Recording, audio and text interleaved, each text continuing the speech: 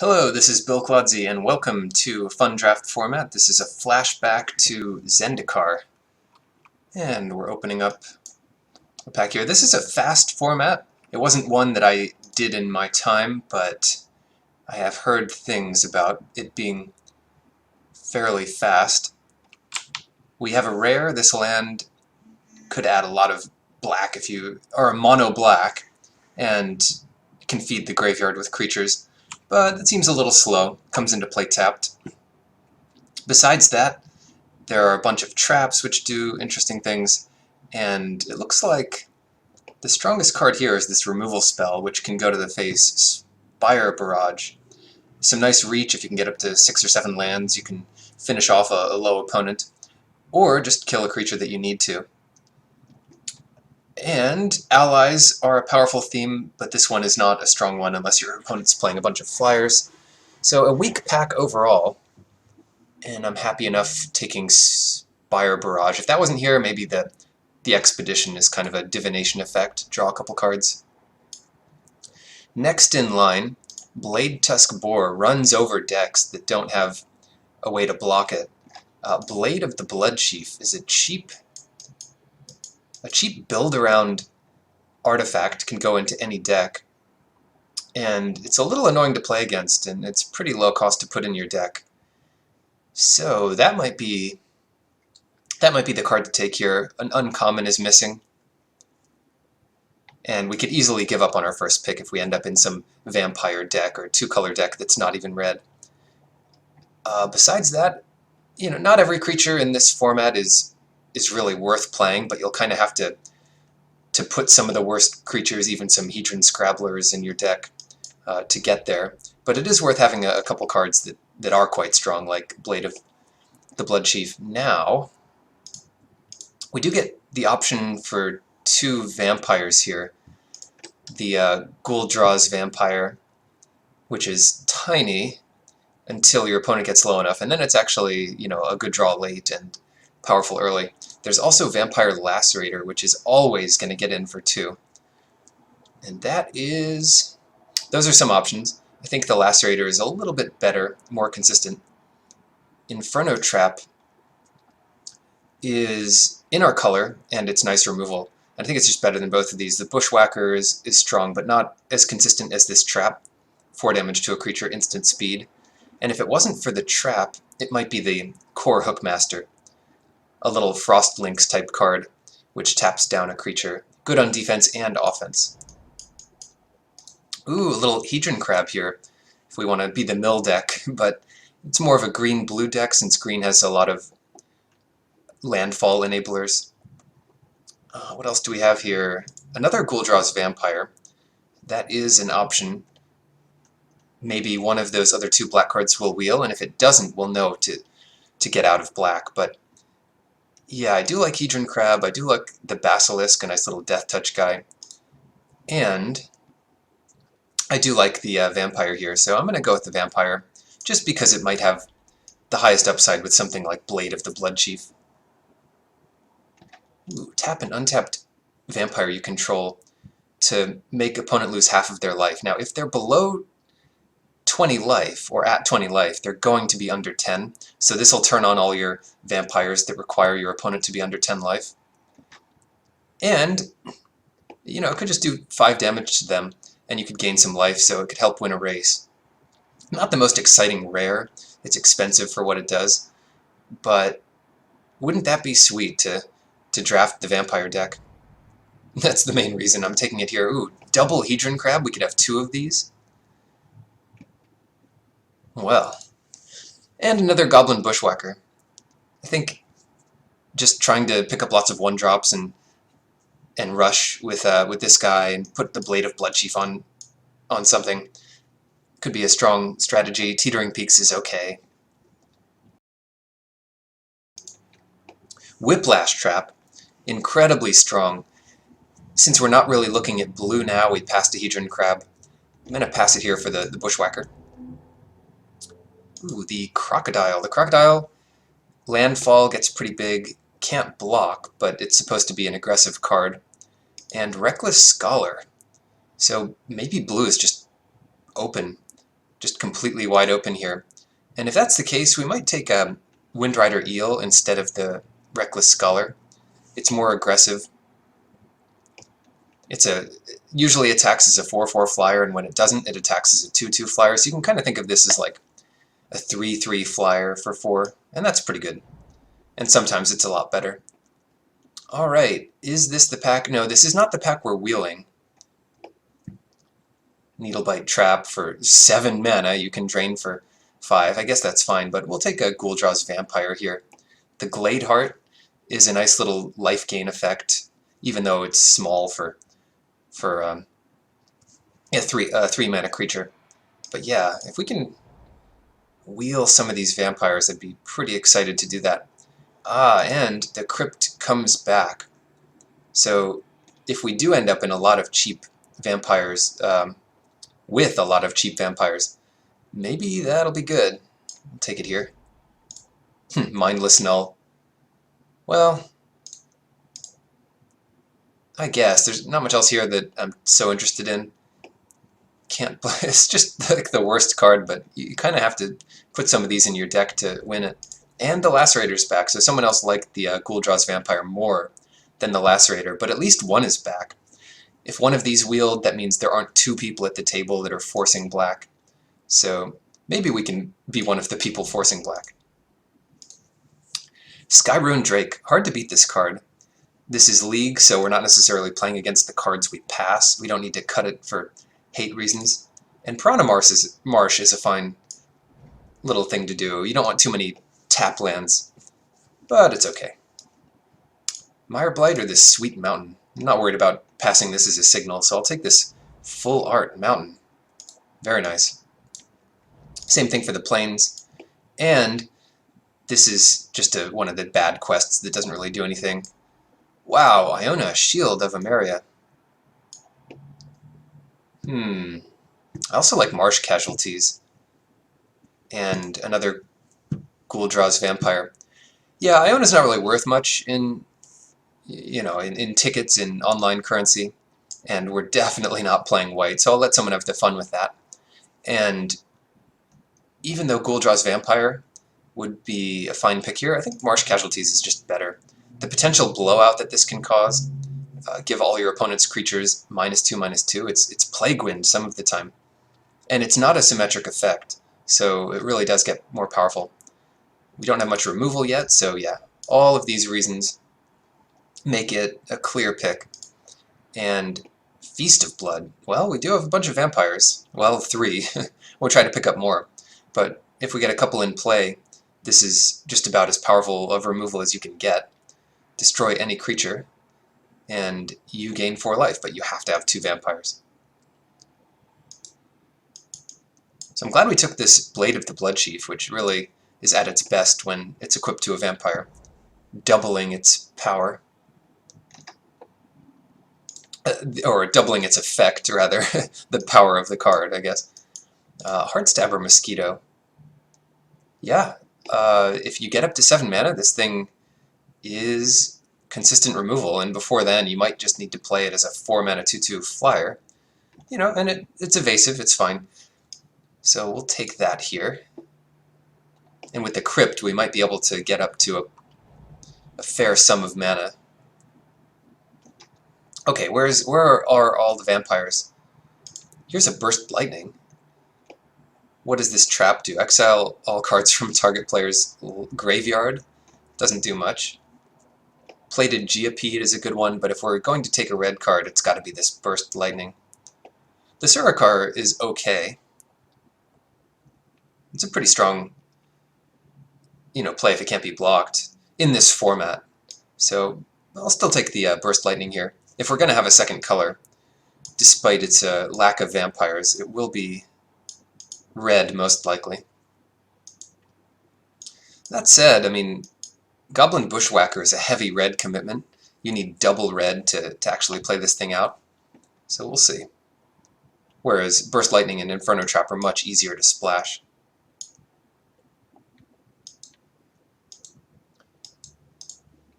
Okay, who are we playing against? I guess we're only really drafting against these people, and there's less of a chance we actually play against them. Ooh, Mind Sludge. 5 mana, target player discards their hand if you're heavy black. Vampire's Bite is a fine little trick, and the lifelink is kind of cool too. But sometimes Mind Sludge could just win a game. It does nothing if your opponent has no cards, if it's really late in the game. But if you can curve out and play this on turn 5, you might just be way ahead. So yeah, Mind Sludge it is. Okay, 2 decent red cards. Well, the Minotaur not so much, but the Tuk Tuk Grunts is a great card in the ally deck. Attacking with 3 damage haste the turn it comes into play, and any other ally you play just makes it that much better. Here, actually interesting choice, a second Heartstabber Mosquito or a first Giant Scorpion. And I'm going to take the Heartstabber Mosquito. It just has such potential upside, and neither are vampires. I really would like to see some more of those. But yeah, the more aggressive we are, the better this Mosquito is.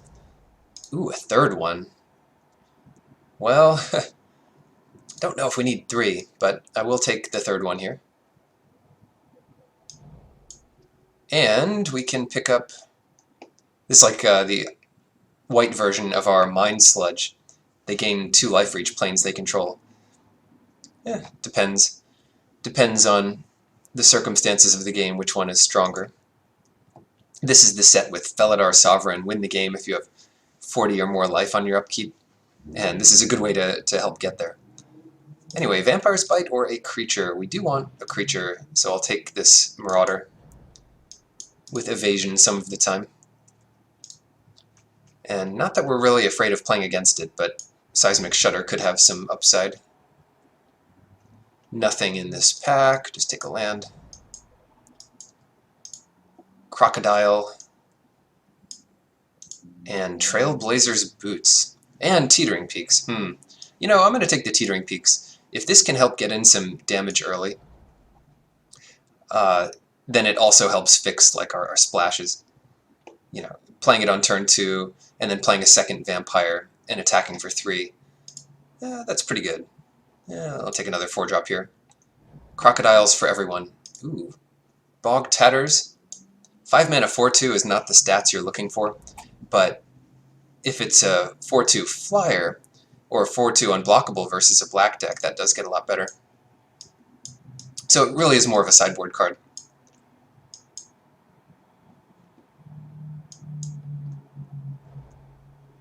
And Seacliff, wow, I like missed that. Wow, Lotus Cobra.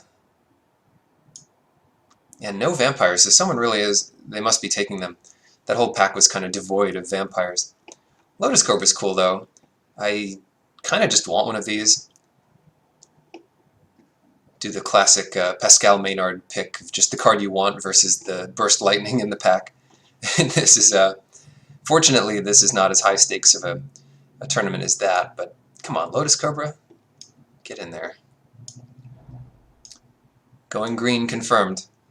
Feast of Blood, oh, this is terrible. We're not going to have enough vampires to make this work. We have, what, 3 vampires? Bloodseeker might just be better because we don't have the vampires for it. And there's also Hideous End. God, there's like 3 cards that we really want, but yeah, maybe it's just Hideous End. It's unlikely we play against the other black deck, and even most other black decks would splash a color. So this is a pretty strong removal. It might even be better than Feast of Blood in some cases. I mean, it's instant, even if it's a little more expensive. Better than that stupid 2-drop vampire. Although, I wouldn't mind some more vampires. We'll just have to get there on our control and our Heartstabber Mosquitoes.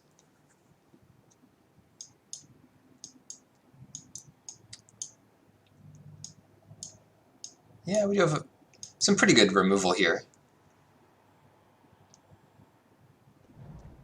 Eldrazi Monument. Oh my goodness.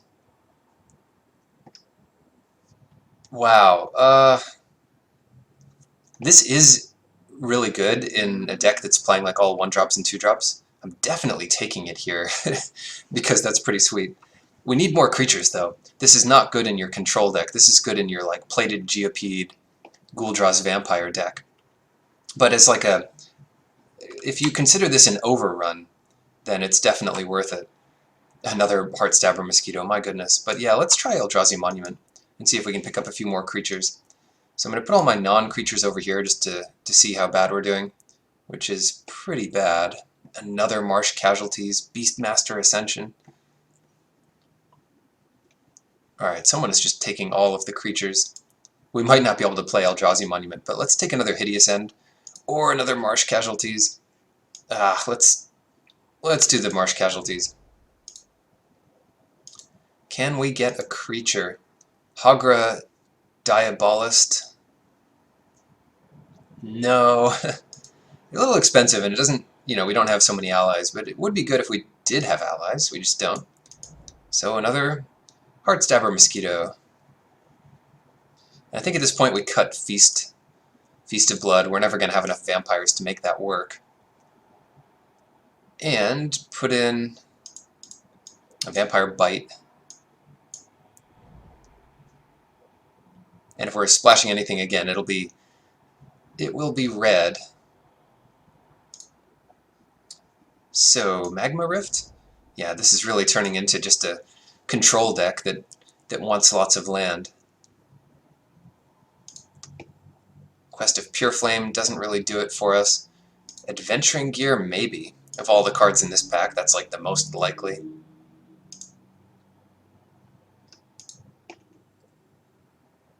Okay. Return a land and a creature from your graveyard to your hand. So it's not like we have that many ways to get lands in our graveyard. I'm not so sure about that. Unstable Footing is okay too. Even just as a Raise Dead, maybe it's good enough. Whatever. Oh, it's back! The Bloodseeker is back. It's still only our like 4th vampire, so it doesn't help us all that much. But I'll definitely take it over the Sellsword because we have so many 4-drops. I don't know, maybe our opponent has a really good land or something. We bring in, like, what is it, Emeria, Sky Ruin, some white land that wins the game on its own. Or Valakut, that's in this set. So if your opponent's basing their strategy around one land, maybe that's worth bringing in. But otherwise, pretty weak. Mire Blight. And we did it. We kind of got there. It looks like we need to bring in maybe 1 or 2 more cards.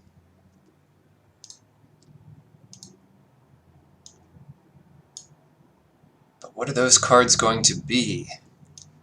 I could see just playing Eldrazi Monument as overrun for really late in the game, where you might just win the turn you play it. Even though we don't have that many creatures, we also don't have that many options of cards to play, like Goblin Bushwhacker. I don't want to play that many mountains.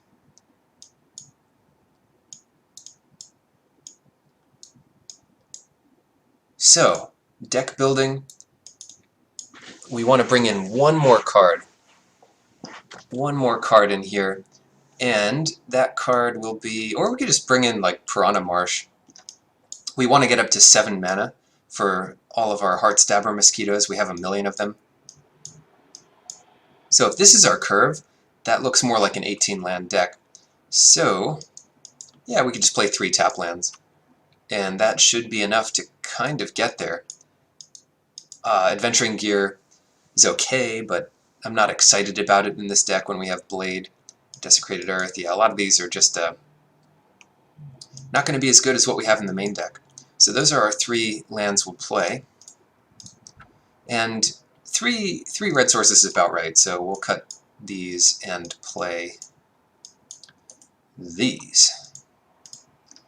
Let me just look. We've got Inferno Trap and Magma Rift and Burst Lightning, so none of those are double red, so we don't have to worry about that.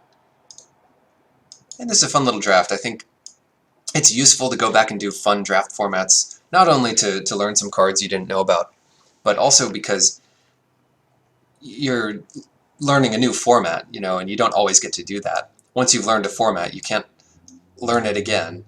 And it is good practice learning a new format, which could help you out at a pre-release or, you know, early in the format at a Grand Prix or something. If you can figure out the format faster than someone, then you'll have that edge. So I really do like that Wizards is putting on these flashback drafts online, so we can go back and enjoy all the old formats that people enjoyed in those early years. Alright, so aggressive black deck with some strong late game, and we'll see how this goes.